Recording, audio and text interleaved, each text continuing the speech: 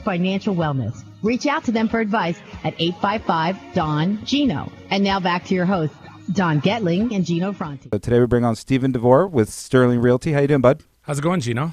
Good. So I alluded a little bit to you being different than the rest of the marketplace, and I know for a fact that you are because you stand out in the group of real estate agents that I work with as someone who sees things in a different light and maybe is not afraid to point out the problems that come up in real estate. Because the reality of the matter is that although buying a house is one of the happiest things you could possibly ever do, it's also one of the most stressful things you could possibly ever do in your life because you've still got to continue working. You've still got to continue taking your kids to school and daycare and basketball and whatever other things you're involved. And at the same time, you're making the largest purchase of your life. So I've seen you now go from law, transitioning as a licensed attorney. That's correct. Into real estate brokerage. So tell us a little bit about that and why the transition from the law field that I think most people would regard that if you have a law license, why would you leave that practice and come work in real estate practice?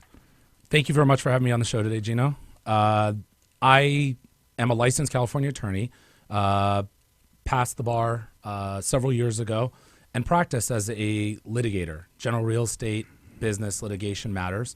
And I, after several years, decided I wanted to leave the legal field after gaining a lot of experience and leave a negative environment and go for a positive environment. Let me explain what that means.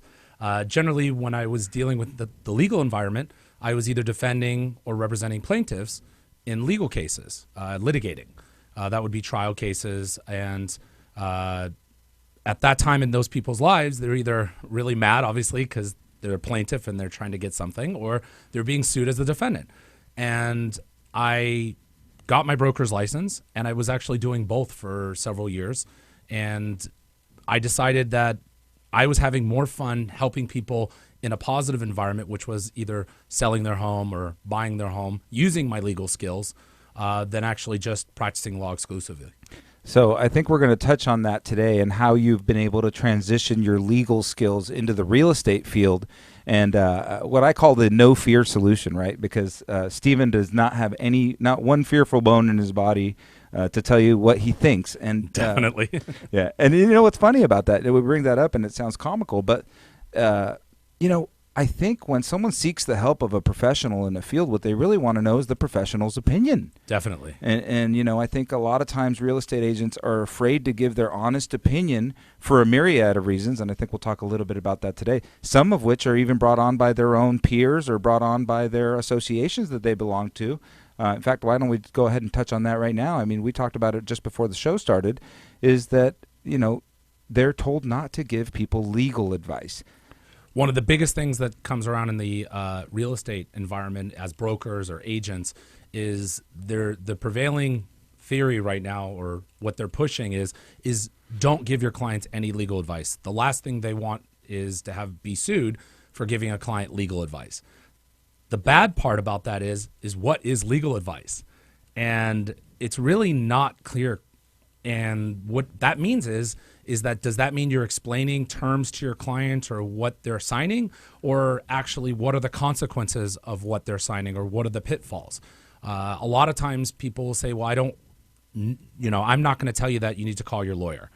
And it may be simple questions of how many days do we have in contingencies, or another one that's very common is should I sign an arbitration mediation agreement, which is in the contract? Yeah, I think that, you and I talk about that quite a bit, is that, I personally don't believe in signing the arbitration and mediation agreement when I'm a buyer because I lose some of my rights. Definitely. And one of the prevailing thoughts on arbitration, which let me explain what that is for people who don't know. Arbitration is different from traditional trial.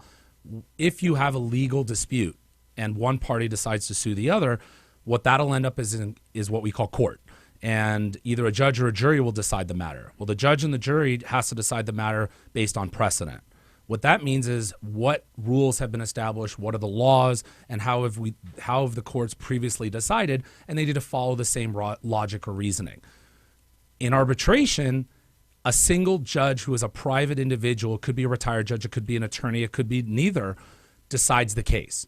Well, the problem with that is that person potentially doesn't have to follow the law. And that's happened in several cases that I've actually become aware of, whereas the arbitrator says, I believe this is what's fair. And fairness is not necessarily the law. The law does not follow fairness. It follows the rule. So you're here with Stephen DeVore of Sterling Realty in Encino, California. We just went over one small item from a real estate contract, right? And that's where your legal background really helps you in helping people make appropriate decisions in real estate. I think, after being in this business for, 11 years or so, what I see is that people take the purchase of a home very lightly. It is an exciting time, but things happen very quickly. And I know one of the things we were also talking about is with the increments of technology and how easy it's become to sign your documentation and how remote you can do everything and you don't have to meet in person anymore and go over the documentation. And I hate to use this word, but I think that people have become neglectful in reviewing their contracts when they receive them electronically. Definitely. One of the big things I'm personally not in favor of is DocuSign. And a lot of people have heard of its digital signatures. People will receive a document online, it's emailed to them, and they just have to go through and click in the places where they have their initials or signatures. What I found with my clients is a lot of my clients, when they had received it, they don't read the document. They just go to the thing, they scan it, they skim it, and then they go to the signature and sign. Whereas if the person prints it out before docu-signing or actually just receives the document in physical paper form, they have a tendency to actually review the document and understand what they're signing. And it's less likely that they'll sign something and just later on go, I didn't realize that was what I signed. And that being because this is one of the largest transactions in people's lives, we're talking of hundreds of thousands of dollars, can be very problematic when down the road someone didn't realize that what they were actually signing. So we've already touched on one of the things that people sign carelessly, we'll call it, the arbitration mediation agreement. And of course, if you were to ask your real estate agent, should you sign it or not, they'd probably say, go consult an attorney.